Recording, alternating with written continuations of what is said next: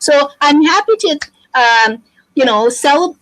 be here to celebrate the 10 years of the Uxbridge Networking Group magazine publication, and it's a biannual magazine. So we have published 20 issues, and we're still working together. We didn't divorce or separated yet. I think. Don't go there. Don't go there. Yeah, I know. But thank you all for the cooperation. And one person that is not here, and very important person that doing the graphic design and layout for all, like the 10 years for the 20 issues, is John O'Jay, who's like Chris' son, right? Like he cannot be here today, but Chris will be representing John to let us know how the process of getting this publication working out, right? So first of all, I guess how it all gets started. I'm going to let Chris to tell us about it, all right? Okay, Chris, go ahead. Well, about 10 and a half years ago, this is when John and I started the company Dyer. At the time, it was Dyer Consultant Inc., and we went to the Uxbridge Fair, and Annie had her booth there, same as every other year, and I picked up some documentation and I said I'd give back to her, and first thing you know, we joined the group. Then at the time she was publishing. It was not a magazine. It was a flyer. It was about, I think, 2-3 pages, something like that. It was doing what it was supposed to do at that time. But John and I suggested to Annie to go with a magazine. Start with a 12-page, 8 or 12-page, and grow, and just go from there. And that's when we started with the first one. I think it was 12 pages, and it just grew from there. And also the membership grew as we went along. So it's been interesting. It's been really interesting. My role basically is to coordinate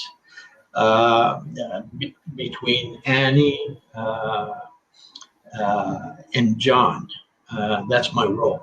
So anything comes through me first, and then after that I send it to John, and then John sends it to me, and then I send it to Annie. Or if there are any ads, new ads to be created, the company comes directly to me, tells me what they want. Then I send that to John, and John puts a markup together, sends it to me, and then I send it to the company, and we go back and forth like that. It's working. It has been working pretty good. We always put a timeline together, because otherwise, if we don't, we'll never get the magazine published on time, and everybody would wait at the last minute to submit either an article or submit an ad. So by putting a timeline together and putting dates and saying, okay, by this date we need all the ads, or we need all the articles, and the membership directory has to be final, and we just go from there. And then after that, John just puts the magazine together, and then we go back and forth with Annie edit and make sure that there's no mistakes. And normally after the second or maybe the third draft, we have a final, and then we go to print and we deliver the magazine to Annie, and that's it. So that's the way that we've been doing it for for the last 10 years. You got to have someone in the middle to coordinate, because otherwise it would be total chaos. So by me being in the middle and coordinating everything, it's a lot smoother now. Thank you, Chris. Like you say, the without the timeline, the magazine will never be published, because I need someone like Chris to go after me to like the account. So Yes. he's the only one can come to me like that. I don't listen to anyone bossing me around. But it works, right? Because he knows like getting things behind, and he really pushed me, snatching me. But thank you for that. And can you also mention about maybe before I get back to you, because I wanted you to talk a bit on maybe like John's side, like, how it works. But Hollay, my ghostwriter, helped me with the editing of the magazine, and she's fabulous. Like, yes, tell us more about yourself and how you joined the team. Yeah, I don't know. Annie told me to do it. That's how it happened. Annie told me to. Okay. Annie tells me to do stuff, and I usually do it if I can. That's basically it. And most of the time I can.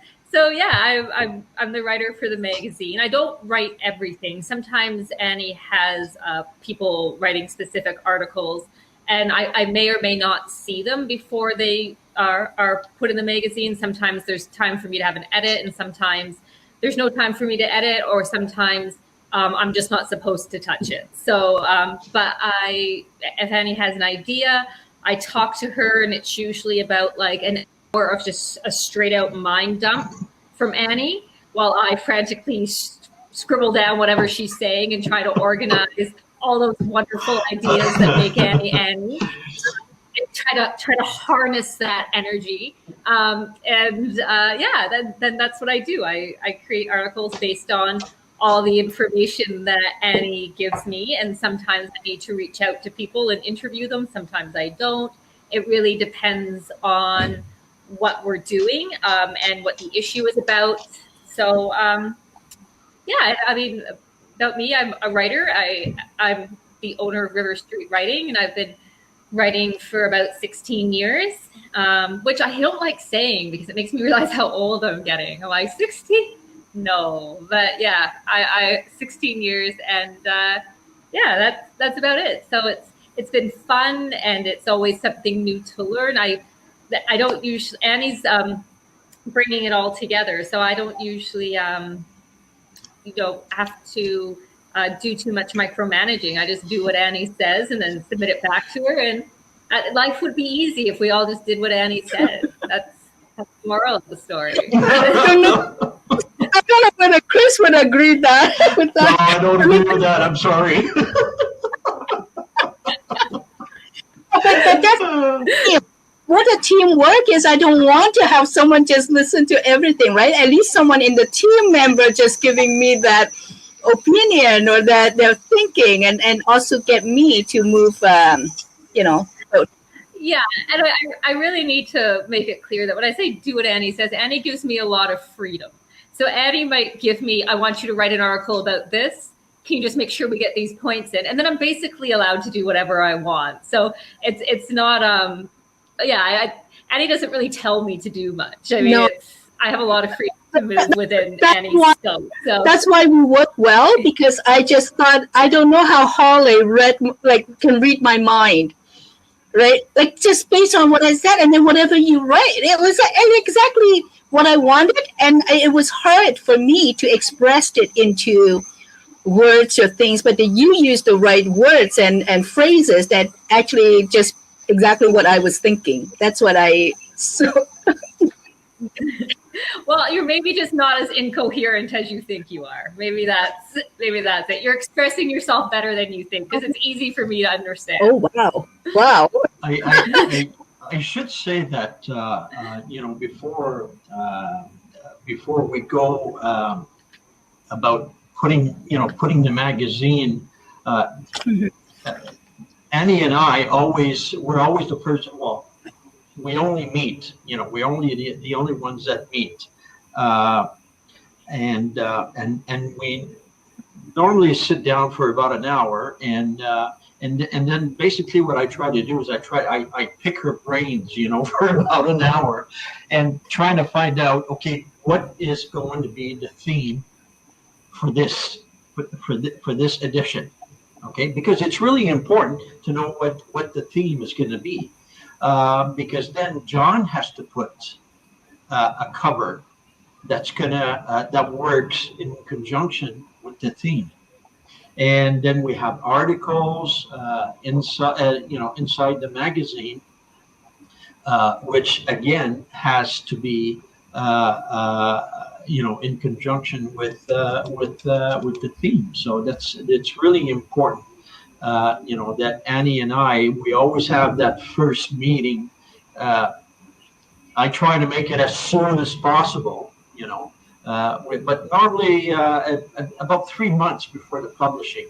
So, that's when we have our meeting, and we go from there. Then after that, we don't need to meet. I remember Annie, the first few years, we were meeting, like once a week, or and then after that it faded like once every 2 weeks. But I would say now that the last 3-4 years, we've probably met maybe twice, during the publishing time of the, if I only have to meet with Annie once, that's good enough for me. I don't need to see her after that. I just coordinate. That's all. It's too much Annie. Because the last issue was during the COVID, and we actually never meet in person anyway. No, we didn't. No. And we came out, but like I say, because actually now we all lived in at least half an hour away, I would say, or 45 minutes an hour. All four of us, like John. Yeah, John is at least an hour away. Well, John's in Gary, so Yeah. Yes. So even for these years that we all because Chris and John used to have their office right in downtown Uxbridge, and since then now 10 years ago they have moved into different town, and then we still continue doing as if like nothing happened. Like we just work so well together. And one thing I need to point out is another one that reads my mind. It's John OJ, and he designed the theme, but I don't talk to John directly. It's through Chris that brainstorm about what theme we are going to. And amazingly, because after so many years that we've been working together, it would be maximum 2 or 3rd cut. It is done. The final front cover. Normally, he gets me by the second theme. The second try, he would have the theme right on. And I think this one was the best, and he did it in the first try. All I'm saying is about connecting, and it's just exactly what I want. And then who did this amazing tagline? Hollay. It's perfect. And I just mentioned to her, what I want, about the theme is connecting everyone, right? Like working together, collaborating. And that's from the word. So that's how powerful this magazine is, and also how it evolved. It's like for the longest time we were having the banner. That's how we begin too. And this issue is actually our 20th anniversary, but that's our banner for many years. And it's only about 2.5 years ago that we started trying to brand, for so many years. The networking group actually is 23 years old, and we never really have a proper logo. And this was the first time, and again, it's John that designed it, and took him no time that I just accepted the logo. I think all the only change was just adding a few little character here. So that's the logo, and then we try. And you know what? How we test it, and because we also have the printed copy. What I know is like we put it on trade shows and community, like in the Uxbridge Fall Fair, and also distribute around town. And I noticed this particular issue, there were less people picking this up. And then I started wondering, is it because we're talking about diversity? Like we have that collaboration? I thought, I guess not, because this wasn't coming out as a networking group. And also because when we changed the brand, people thought that it's probably a different magazine, right? They're not familiar with it yet. So it takes time for us to try for the next two, and then also from now on, and that's the networking magazine. So it's more prominent saying it's a networking magazine, and with the new logo, right? So, I love this. Another tagline. Thank you, Hollay. So, unique and diverse, right? Qualities you need and qualities we have, right? Yeah, I don't remember writing any of this stuff. It's like my mind. I know I did. I just don't there's just so much. No, it was just over the phone.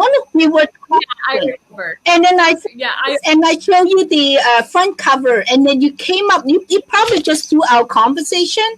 I don't know how it happened. It just like, this girl, it's worth every penny I spent on. Well, I think it's just like my brain is just, it's going all the time. So when you said who came up with this, I was like, I didn't realize you were talking about me. So I'm like, is somebody else? I don't remember. But then I just quickly looked, and I looked in my rough documents. I'm like, oh yeah, I wrote that. I just didn't remember. Yeah. So that's why it's so important. Like actually, especially throughout COVID, I've been encouraging members to collaborate with others. I always use the example of having like a potluck, Chinese potluck, like everyone brings some food, and then you have a party, right? You have the who's out of fruit, and not everyone bringing dessert, and not everyone bringing appetizer. So you have to get everyone bringing different things, then you have a full set of meal. So it's the same case as how we do the magazine publishing. Is everyone have their own strength. And we just basically pick on everyone's strength, and then we work together, and we have this magazine. We're not even forming. Can someone mute? Like I just hear the sound. I don't know what it is. There's a background noise. There. It's Hollay, like in the background noise. Yes. So what I'm saying is, by collaborating, is everyone bring in their strength, and then together we can have a project. And you know how many, like there are businesses, their only job is publishing magazine or books, right? But this is doing it as a networking group. And how we work together is also we help out our members by publishing their business listing. All members are included in our membership directory in the printed magazine twice a year. And that's included in their annual membership, right? And then now we also have the digital version of the magazine, and which is including the video. You can have a video and just image in the magazine. So, and also you can view it on any of the mobile tablets, and even on your mobile phone, right? So I'm very happy that this team's been working together so well, and everyone own their own business, and everyone benefit from them. It's not a volunteer job, right? We all get paid through the publication, but thank you a lot for giving me that opportunity to work with all of you, right? And I really appreciate John that who cannot be here today. He really reads my mind, and I have not find a no, I would not find another graphic designer that is so well done in designing all the front cover for the magazine, right? And also it gives the message what I want to say. And like I said, it's just require very little. When you read my mind, like and Hollay, and again, like it's very efficient, require very little time.